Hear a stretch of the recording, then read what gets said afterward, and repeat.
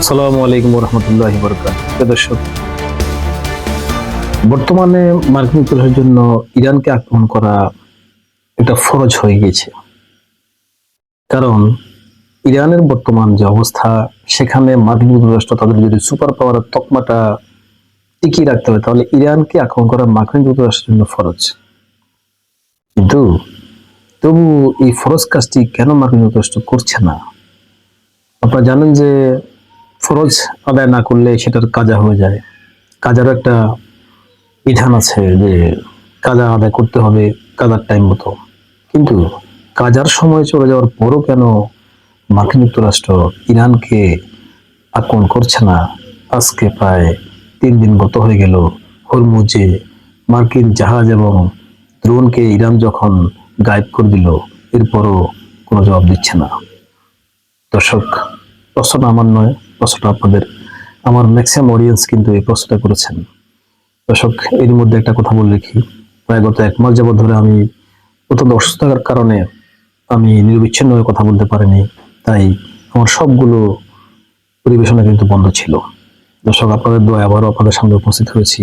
অবশ্যই বস্তুনিষ্ঠ এবং সঠিক তথ্যবহুল সংবাদ নিয়ে আপনাদের জন্য জাস্ট একটু আপনাদেরকে সঠিক তথ্যটা দেওয়ার জন্য যে আমাদের প্রচেষ্টা, সেই প্রচেষ্টা যেন অব্যাহত রাখতে পারি, তার জন্য সবাই দোয়া করবেন।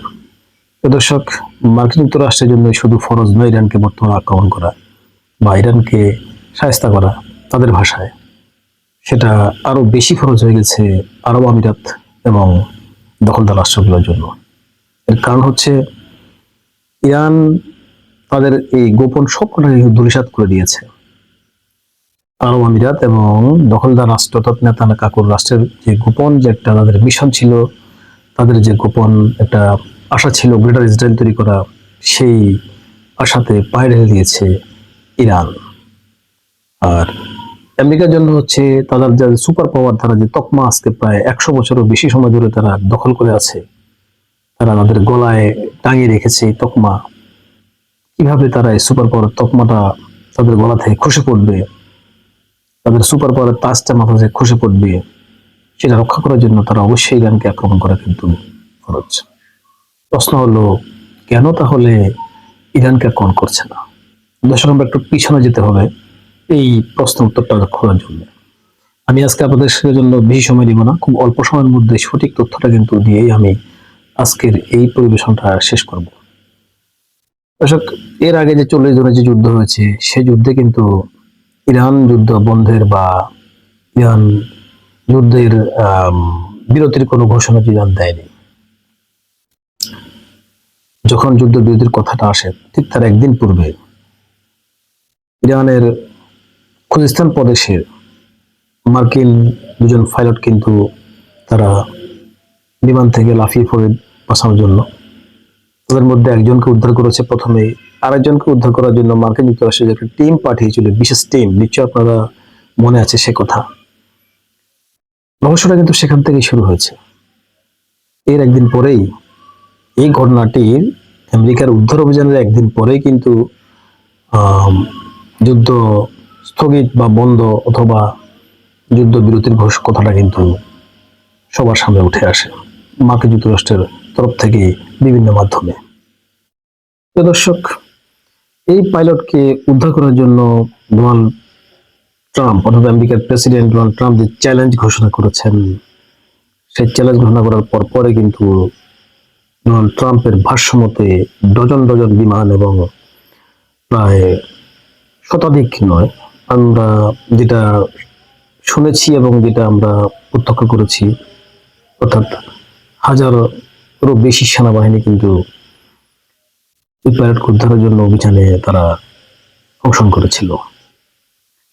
সেখানে যুক্ত হয়েছিল ব্ল্যাক হক হেলিকপ্টার এবং আমেরিকান ফাইটার জেট, হারকিউলিস বিমান সহ বেশ ডজন ডজন বিমান ট্রাম্পের ভাষ্য মতে সেখানে পাঠানো হয়েছিল সে পাইলটকে উদ্ধার করার জন্য।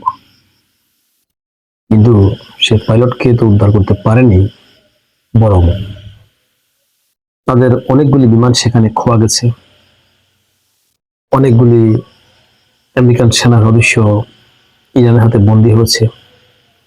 যদিও এই কথাগুলি মার্কিন গণমাধ্যম সহ পশ্চিমা কোনো গণমাধ্যমে আসেনি, এবং ইরানও কিন্তু তার সঠিক কোনো বক্তব্য ইরান সরকারের পক্ষ থেকে সরকারিভাবে দেওয়া হয়নি।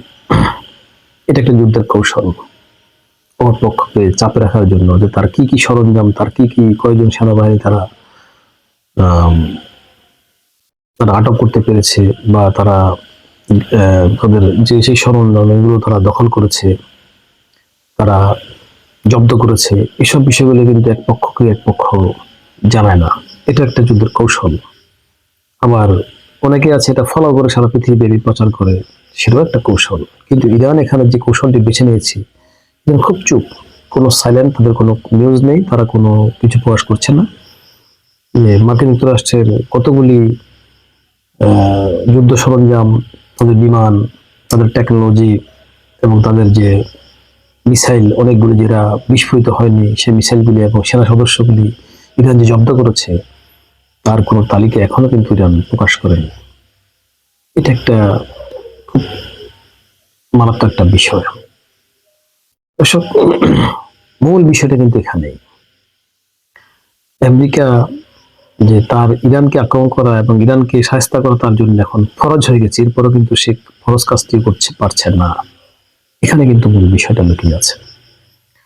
আপনারা দেখেছেন একদিন পরে কিন্তু যুদ্ধ বন্ধ এবং যুদ্ধ অর্থাৎ বিরতির যে তোড়জোড়টা চলছে বিভিন্ন মাধ্যমে, পাকিস্তানের মাধ্যমে, পরবর্তীতে কোন রকম একটা যুদ্ধ বিরতির কথা আসছে। ঠিক এই ঘটনার পরে কিন্তু মূল বিষয় হচ্ছে পাইলট কিন্তু হারিয়ে গেছে ইরানের খুলিস্তান প্রদেশে, যেটা ইরানের সীমান্তবর্তী প্রদেশ। আর পাইলটকে উদ্ধার করতে জন্য মার্কিন বাহিনী ডজন ডজন বিমান তারা গিয়েছে কোথায়? ইরানের ইস্পাহান প্রদেশে। ইস্পাহান প্রদেশ থেকে খুলিস্তান প্রদেশের দূরত্ব প্রায় 800 থেকে 850 কিলোমিটার।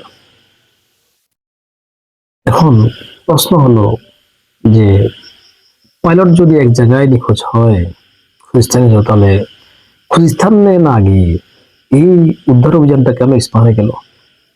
এবং ইস্পাহানে গিয়ে সেখানে আমেরিকা তাদের এতগুলি বিমান তারা হারালো, এবং আসার সময়, ফিরে আসার সময় ডোনাল্ড ট্রাম্পের ভাষ্য মতে এবং আমেরিকার যুদ্ধমন্ত্রীদের ভাষ্য মতে তারা তাদের রেখে যাওয়া বিমানগুলি নিজেরাই ধ্বংস করে এসেছে, কারণ ইরানের হাতে যাতে কোনো প্রযুক্তি পাস না হয়ে যায়। দর্শক, ঘটনাটা কিন্তু এখানেই। দর্শক, এই ঘটনার সাথে কিন্তু যোগসূত্র আছে গত পরশুদিন, অর্থাৎ গত সোমবার হরমুজের অবস্থা দেখার জন্য আমেরিকার একটা বিশেষ ড্রোন তারা পাঠিয়েছিল হরমুজের আকাশে। সে ড্রোনটি হঠাৎ করে গায়েব হয়ে যায়। এই ড্রোনটির সিগন্যাল হারা হয়ে যায় আমেরিকার রাডার থেকে। কোনো নিখোঁজ ড্রোন হয়ে গেছে আমেরিকার রাডার থেকে।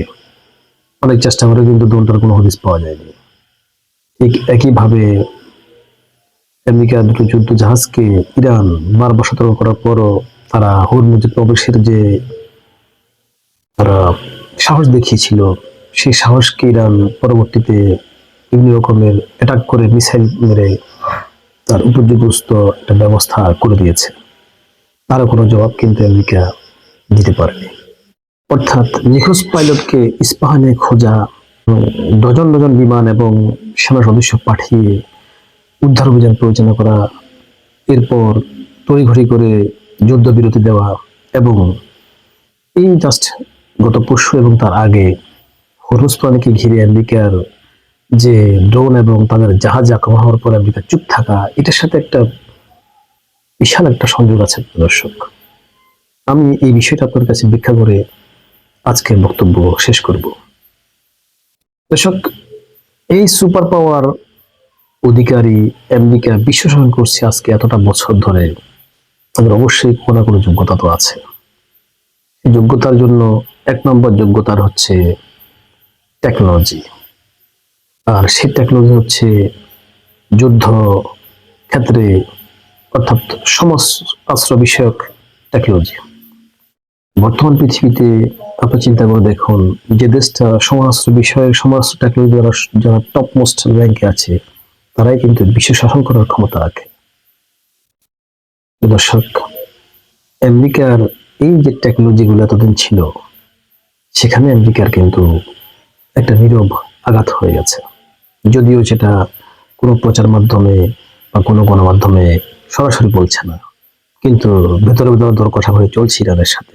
ইরানও সরাসরি সেটা বলছে না, তাদের কোনো প্রচার মাধ্যমে জনসম্মুখে সেটা মুক্ত করছে না, আমেরিকা তো করবেই না। কিন্তু মাঝখানে পাকিস্তান বিশ্বস্ত সূত্রে, অর্থাৎ পাকিস্তানকে এত বেশি বিশ্বাস করেছে আমেরিকা যে আমেরিকার গোপন কোনো কথা পাকিস্তান এখন বর্তমানে আউট করবে না। সেজন্য পাকিস্তানকে হাতে রেখে ইরানের সাথে তাদের সেই গোপন দর কষাকষি চালিয়ে দিচ্ছে। এবার আসা যাক, কি সেই প্রযুক্তি যেটা আমেরিকা হয়তো বা খুইয়েছে ইরানের হাতে, যার জন্য সুপার পাওয়ার তকমাধারীও কিন্তু একটা মাথা নত করার মতো করে বসে আছে ইরানের সামনে, কোনো আক্রমণ বা আক্রমণের জবাব না দিয়ে। দর্শক, আপনারা দেখেছেন যে এতদিন আমেরিকা তারা ঘোষণা দিয়েই অথবা ঘোষণা না দিয়েই হুট করেই জেট ফাইটার পাঠিয়ে দিত ওই একটা দেশের আকাশ সীমানায়, বাস সেখানে সাই সাই করে গিয়ে বোম মেরে চলে আসতো। ঠিক সেম কাজটা করতে কিন্তু দখলদার বাহিনী, অর্থাৎ তারা জানান দিত যে তাদের এই জেট ফাইটার গুলোকে কোনো দেশের রাডার ধরতে পারবে না, কোনো ইন্টারসেপ্টর ব্যবহার করে, কোনো আকাশ প্রতিরক্ষা ব্যবহার করে সেগুলো ধ্বংস করতে পারবে না, এবং তারা পৃথিবীতে অপ্রতিরোধ্য। পৃথিবীর সমস্ত আকাশ তাদের দখলে, তারা যেখানে ইচ্ছে সেখানে আক্রমণ করতে পারবে। পৃথিবীর কোনো রাডার দিয়ে, কোনো আকাশ প্রতিরক্ষা দিয়ে এই বিমানগুলিকে শায়েস্তা করা সম্ভব না, অথবা কোনো প্রযুক্তি দিয়ে এই বিমানগুলিকে কেউ ট্যাকেল করাও সম্ভব না। এ ধরনের একটা মেসেজ বিশ্বের সমস্ত দেশের মাথায় ছিল, এমনকি বিশ্বের সমস্ত সক্রিয় রাষ্ট্রগুলির মস্তিষ্কে, অর্থাৎ তাদের ব্রেনও কিন্তু এই বিষয়টাই এতদিন খুব ভালো করে তারা জেঁকে বসেছিল। অর্থাৎ সবার কাছে এটা একটা আতঙ্ক ছিল, পৃথিবীর সমস্ত রাষ্ট্রের কাছে আমেরিকার এই বিমান সেনা, বিমান বাহিনী, মিসাইল, এদের একটা আতঙ্ক ছিল যে এটা অপ্রতিরোধ্য এবং এদেরকে ঠেকানো সম্ভব নয়, এবং সারা পৃথিবীতে আমেরিকার এই অস্ত্রের বাজারে একটা রমরমা ব্যবসা ছিল। আমরা বিভিন্ন নির্ভরযোগ্য তথ্য থেকে খবর পেয়েছি যে শুধুমাত্র সৌদি আরবের কাছে প্রায় 850 জেট ফাইটার আছে, যেটা আমেরিকার F-35 সিরিজ সহ শুরু করে আরো বিভিন্ন সিরিজের। এভাবে পৃথিবীর বিভিন্ন দেশে আমেরিকার এই অস্ত্রগুলি কিন্তু বিশাল বাজার হয়েছিল, এবং কোটি কোটি ডলার আমেরিকা কামিয়ে নিয়েছে এই অস্ত্র বিক্রি করে। দর্শক, শুধু এখানে ক্ষান্ত নয়, আমেরিকা সারা পৃথিবীকে শাসন করেছে, যাকে মনে চাইছে তাকে উদ্বোস করিয়েছে। সে তো কদিন আগেই ভেনেজুয়েলার প্রেসিডেন্ট নিকোলাস মাদুরোকে তারা তুলে নিয়ে গেছে, কারো কোনো কথা বলার সাহস পায়নি। এই বিমান বাহিনী দিয়ে কিন্তু তুলে নিয়ে গেছিল নিকোলাস মাদুরোকে।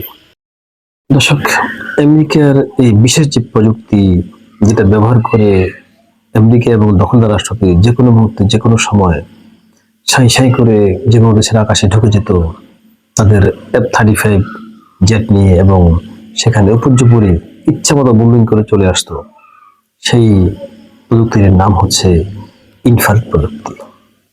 এই শক্তিশালী প্রযুক্তির মেইন সুবিধা হলো, প্রধান বিষয়টা হলো যে এই প্রযুক্তি তাদের জেট ফাইটারের পাইলটের ঠিক পাশেই তারা সেই প্রযুক্তির কন্ট্রোল সিস্টেমটা রাখে, এবং তাদের শত্রু দেশের আকাশে ঢোকা মাত্রই সেই প্রযুক্তি তারা অন করে দেয়, সাথে সাথে শত্রু রাডারের মধ্যে এই বিমানটি অদৃশ্য হয়ে যায়। শত্রু রাডার যখন মার্কিনীদের এই বিমানটি কোনো হদিস পায় না, অর্থাৎ অদৃশ্য হয়ে যায়, তখন তারা এই বিমানগুলোকে কিন্তু ইন্টারসেপ্ট করার কোনো ক্ষমতা, অর্থাৎ আকাশ প্রতিরক্ষা দিয়ে এই বিমানগুলিকে প্রতিহত করার কোনো ক্ষমতা তাদের কাছে ছিল না। আর যে সুযোগেই তারা কিন্তু দখলদার রাষ্ট্র, অর্থাৎ নেতাকাকুর বিমান বাহিনী এবং ডোনাল্ড ট্রাম্পের বিমান বাহিনীরা একদম নির্বিঘ্নে, নিশ্চিন্ত মনে তারা আক্রমণ চালিয়ে চলে আসতে পারত। ধরাটা কিন্তু খেয়েছে এখানেই। দর্শক, ইরান যে সমস্ত বিমানগুলি তারা কবজা করেছে সেই ইস্পাহান প্রদেশ থেকে ওই সমস্ত বিমানগুলি তারা তন্ন তন্ন করে ভেঙে, অর্থাৎ যে রিভার্স ইঞ্জিনিয়ারিং যেটাকে বলা হয়, সারা পৃথিবীতে রিভার্স ইঞ্জিনিয়ারিং জন্য শীর্ষস্থানে বর্তমান দুটো দেশ, এক নম্বর চীন আর দ্বিতীয় স্থানে আছে ইরান। এরপর তুরস্কের অবস্থান। কিন্তু এখন ইরান কিন্তু বসে থাকেনি, এক মুহূর্ত তারা কিন্তু লস করেনি। সাথে সাথে তারা তাদের ল্যাবে নিয়ে এই বিমানগুলির প্রতিটা পয়েন্টে পয়েন্টে ল্যাব টেস্ট করেছে এবং তারা ক্লাসিফাই করেছে যে কোথায় কি প্রযুক্তি তারা ব্যবহার করেছে। আর এখানে কিন্তু ভয় হয়েছে সুপার পাওয়ারধারী মার্কিন যুক্তরাষ্ট্রের। দর্শক, ইরান শুধু নিজেরাই গবেষণাগারে এটা নিয়ে গবেষণা করে ক্ষান্ত থাকেনি, তারা এই প্রযুক্তি খুব দ্রুত ট্রান্সফার করে দিয়েছে চীনে, যেটা হয়তোবা কোনো প্রমাণপত্র হয়তোবা আমাদের কাছে না থাকলেও কিন্তু বরাবরই কিন্তু ইরান তাদের প্রযুক্তি নিয়ে চীন এবং রাশিয়ার সাথে শেয়ার করে থাকে। আর ঠিক তখনই মূল বিষয়টা সবার সামনে উঠে না আসলেও যারা সমরাস্ত্র বিশ্লেষক বা যারা সমরবিদ তারা কিন্তু বুঝে ফেলেছে ইরান হয়তো খুব দ্রুত এই ইনফ্রারেড যে প্রযুক্তি, ইনফ্রারেড রে যে প্রযুক্তি, তার বিকল্প কোনো কিছু তৈরি করে ফেলেছে, যাতে দ্রুত ইরানের আকাশ সীমানায় ঢোকার আগেই মার্কিন যুক্তরাষ্ট্রের বিমানগুলিকে ডিটেক্ট করা যায় এবং কোনো সিস্টেম এগুলাকে অকার্যকর করে দেওয়া যায়। দর্শক, এই বিষয়টার একটা টেস্ট ম্যাচ খেলেছে হয়তোবা গত 4 তারিখ মার্কিন যুক্তরাষ্ট্রের একটা বিশেষ ড্রোন হরমুজ এলাকায় পাঠিয়ে, যে এই বিমানের মধ্যে ড্রোনের মধ্যে হয়তো এই প্রযুক্তি দ্বারা মার্কিন যুক্তরাষ্ট্র ব্যবহার করেছিল। আর ঠিক এই ড্রোনটিকে যখন ইরান গায়েব করে ফেলে, তাকে কি তারা শুট ডাউন করে নামিয়ে ফেলেছে, নাকি কোনো ইলেকট্রনিক ওয়্যারফেয়ার ইউজ করে নামিয়ে এনেছে ইরানের আকাশ সীমার মধ্যে, বা তারা কবজা করেছে ইরান সেনাবাহিনী, তারও কোনো হদিস মার্কিন যুক্তরাষ্ট্রের পক্ষ থেকে পাওয়া যায়নি। ইভেন ইরানও কিন্তু কোনো বিষয় বিশ্লেষণ করে বলেনি, তারা শুধু এটা বলেছে যে মার্কিন একটা ড্রোনকে তারা নিয়ন্ত্রণ করেছে, তাদের নিয়ন্ত্রণে নিয়ে এসেছে এবং অকার্যকর করেছে। প্রিয় দর্শক, বর্তমান বিশ্বে কোনো ঢাল তলোয়ারের খেলা নেই, এখন খেলা হচ্ছে শুধু প্রযুক্তি বনাম প্রযুক্তি। ইরান তাদের সীমানায় বসে বসে, ইরানের মাটিতে বসে বসে মিসাইল আর ড্রোন ছাড়ছে, আর মধ্যপ্রাচ্যের একে একে মার্কিন ঘাঁটি ধ্বংস হচ্ছে এবং তেল ক্ষেত্রগুলি জ্বলছে। দর্শক, ইরানের যে যুদ্ধ কৌশল, সেই যুদ্ধ কৌশলটি কিন্তু অপেক্ষাকৃত অনেক কম খরচের এবং কার্যকরী, নিখুঁত ভাবে আঘাত করতে পারে ইরানের মিসাইলগুলি। দর্শক, এর আগেও ভারত পাকিস্তানের মধ্যে যুদ্ধ ঘটে গেছে, আপনারা দেখেছেন যে অপারেশন সিঁদুর এবং অপারেশন বুনিয়ানুম মাসুসের যে খেলা চলছিল 1 সপ্তাহ ব্যাপী ভারত এবং পাকিস্তানের মধ্যে, সেখানে পাকিস্তান খুব দ্রুত তারা বিশেষ একটা ইলেকট্রনিক ওয়্যারফেয়ার ইউজ করে ভারতের বিমানগুলিকে অন্ধ করে দিয়েছিল এবং আকাশেই সেগুলোকে ফায়ার করে, অর্থাৎ আকাশ প্রতিরক্ষা ব্যবস্থা দিয়ে সেই বিমানগুলিকে তারা মাটিতে ফেলে দিয়েছিল। এখন একই কাজটা যদি ইরান মার্কিন যুক্তরাষ্ট্রের F-35 বিরুদ্ধে করে, তাহলে সারা পৃথিবীতে রাতারাতি F-35 ব্যবসায় ধস নামবে সুপার পাওয়ারধারী মার্কিন যুক্তরাষ্ট্রের। এর সাথে সাথে দরপতন করবে শেয়ার বাজারে মার্কিন যুক্তরাষ্ট্রের এবং সারা পৃথিবীতে মার্কিন যুক্তরাষ্ট্রের অস্ত্র বাজারের রাতারাতি ধস নামবে। সাথে সাথে ডোনাল্ড ট্রাম্পেরও কিন্তু জনপ্রিয়তায় ধস নামবে। শুধু ধস নেমেই ক্ষান্ত হবে না, হয়তোবা আগামী নির্বাচনে তার প্রার্থিতা গিয়ে দূরে থাক, মধ্যবর্তী নির্বাচনে হয়তো তিনি তার চেয়ার হারাতে পারেন। সেজন্যই মার্কিন যুক্তরাষ্ট্র এখন ভয়, ইরানের আকাশ সীমা যদি আগের মতো জেট ফাইটার গুলো ঢোকে আর ইরান যদি সেগুলো একে একে তারা তাদের ভূপাতিত করে অথবা ইলেকট্রনিক কোনো ওয়্যারফেয়ার ইউজ করে তাদের ইনফ্রারেড রেটের কোনো অকার্যকর করে ফেলে এবং বিমানগুলিকেও যদি তাদের অন্ধ করে ফেলে এবং ইরানের আকাশে সেই বিমানগুলো যদি কোনো পথ খুঁজে না পায়, তাহলে ইরানের মাটিতে আমেরিকার এই দম্ভের কবর হয়ে যাবে, দম্ভ একদম চূর্ণ হয়ে যাবে। সেজন্যই মার্কিন যুক্তরাষ্ট্র অনেক সমরাস্ত্রবিদদের এবং যারা বিশেষ করে যুদ্ধ বিষয়ে অভিজ্ঞ দক্ষ, তাদের মতামত হলো মার্কিন যুক্তরাষ্ট্র ড্রোন দিয়ে তাদেরকে একটা টেস্ট ম্যাচ করে দেখেছে যে ইরান আসলে এই ড্রোনগুলিকে ইন্টারসেপ্ট করতে পারে কিনা। যদি পারে, তাহলে ইরানে বিমান আক্রমণ করা হয়তোবা মার্কিন যুক্তরাষ্ট্র সিদ্ধান্ত পরিবর্তন আসতে পারে। আর যদি ইন্টারসেপ্ট করতে না পারে, তাহলে নির্বিঘ্নে বিমানও কিন্তু ইরানের আকাশ সীমায় ঢুকে সেখানে আগের মতো আক্রমণ করে ফিরে আসতে পারবে। দর্শক, এই তো গেল আকাশ প্রতিরক্ষার ব্যবস্থা এবং আকাশের যে টেকনোলজি আমেরিকান যুক্তরাষ্ট্র ব্যবহার করে আসছে, সেটা যে খোয়া গিয়েছে তার হিসেব নিকেশ। পক্ষান্তরে আরো একটি বিষয়, যেটা বিশ্বের বড় বড় গণমাধ্যমে আসেনি, কিন্তু কিছু কিছু ছোটখাটো গণমাধ্যমে কিন্তু এটা প্রকাশ করে দিয়েছে ইরানি সরকারের বরাত দিয়ে। জাস্ট 4 তারিখ আমেরিকা যে ড্রোনটি ইরান তারা নিষ্ক্রিয় করেছে বলেছে, তার ঠিক 2 দিন আগে একটা খবর বেরিয়েছে যে হরমুজের জলসীমার কাছাকাছি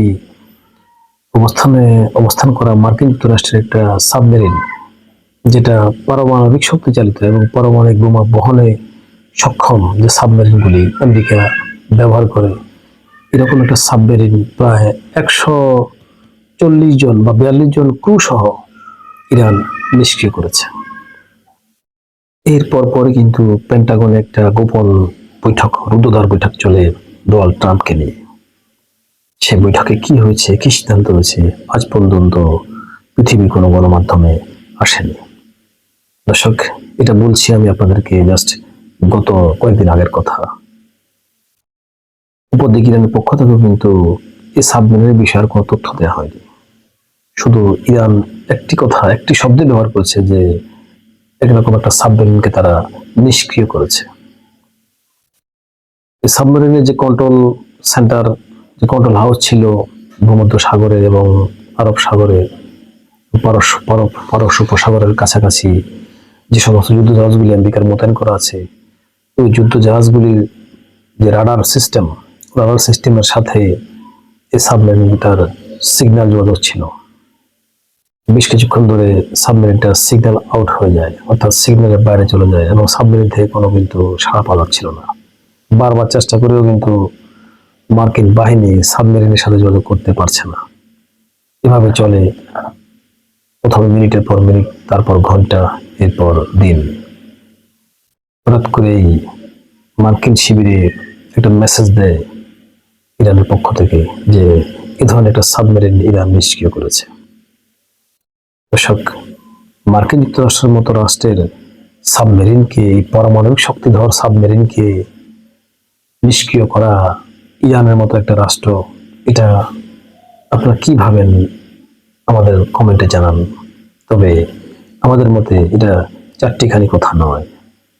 এই সাবমেরিনগুলো নিষ্ক্রিয় করার ক্ষমতা থাকলে শুধুমাত্র রাশিয়ার কাছে থাকতে পারে, আর হয়তোবা চীনের কাছে আছে বলে এতদিন পর্যন্ত কিন্তু ধারণা করা হতো।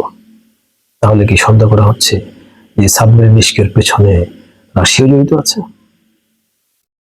দর্শক, এই সাবমেরিনটির হদিস আজ পর্যন্ত পাওয়া যায়নি। নিশ্চয় এতদিনে এই সাবমেরিনকে আস্ত রাখেনি ইরান বা রাশিয়া, চীন। তারা এই সাবমেরিনের সমস্ত খুঁটিনাটি তন্ন তন্ন করে ঘেঁটে সেখানেও তারা তাদের গবেষণাগারে এটা নিয়ে পরীক্ষা নিরীক্ষা চালিয়েছে। অর্থাৎ সুপার পাওয়ার মার্কিন যুক্তরাষ্ট্রের দুটো সর্বোচ্চ টেকনোলজি, সর্বোচ্চ প্রযুক্তি তাদের লস হয়ে গেছে, চলে গেছে শত্রুপক্ষের হাতে। যে বিষয়টি ট্যাকেল দেয়া এত সোজা নয়। দর্শক, আমাদের পরিবেশনা শেষ পর্যায়ে এসেছে। বর্তমান পৃথিবীতে যারা যুদ্ধ বিশ্লেষক এবং যুদ্ধ বিষয়ে যারা অভিজ্ঞ, যারা দক্ষ, তাদের মতামত মার্কিন যুক্তরাষ্ট্রের এই দুটো বড় ধরনের যে লস হয়েছে, প্রযুক্তি খোয়া গেছে, এটা আকাশ ব্যবস্থাপনার ভিতরে, যেখানে ইনফ্রারেড রে মতো প্রযুক্তি ইরানের হাতে চলে গেছে এবং সমুদ্রের গভীরে উৎপীড়ে থাকা সবচেয়ে ভয়ানক অস্ত্র, সারা পৃথিবীকে অবাক করে দেওয়ার মতো যে অস্ত্রগুলি ছিল মার্কিন যুক্তরাষ্ট্রের হাতে, রাশিয়ার হাতে এতদিন, সে মার্কিন যুক্তরাষ্ট্রের মতো রাষ্ট্রের সাবমেরিনের ভিতরে কি আছে, সমস্ত প্রযুক্তি কিন্তু চলে গেছে ইরানিদের হাতে। আর এই বিষয়গুলো নিয়ে কিন্তু ভিতরগতভাবে আন্ডারগ্রাউন্ডে, পর্দা অন্তরালে, সমস্ত মিডিয়ার চোখের অন্তরালে সারা বিশ্বের সমস্ত রাজনীতিবিদদের অন্তরালে চলছে দর কষাকষি ইরান এবং মার্কিন যুক্তরাষ্ট্রের সাথে। ইরান কোনো তথ্য দিচ্ছে না, নিশ্চুপ। কারণ কথা বললেই তো প্রমাণ চলে আসবে যে তারা কি কি পেয়েছে, কি কি তারা জব্দ করতে পেরেছে। ইরান নিশ্চুপ, অথবা গোপনে গোপনে মার্কিনদের সাথে ইরান তাদের দর কষাকষি সারিয়ে নিচ্ছে। আর সেজন্যই ডোনাল্ড ট্রাম্পের মতো এরকম ক্ষিপ্ত এবং রাগী অনেকটা ডিপ্লোম্যাটিক রাষ্ট্রপতি তাকে অনেকে বলে, রাষ্ট্রপতি ইরানে আক্রমণ থেকে ঘোষণা দিয়ে পিছপা হয়ে চলে এসেছেন, অর্থাৎ ইরানের সাথে যুদ্ধ বন্ধের মতো অনেকটা ঘোষণা দিয়ে তিনি ঠায় দাঁড়িয়ে আছেন।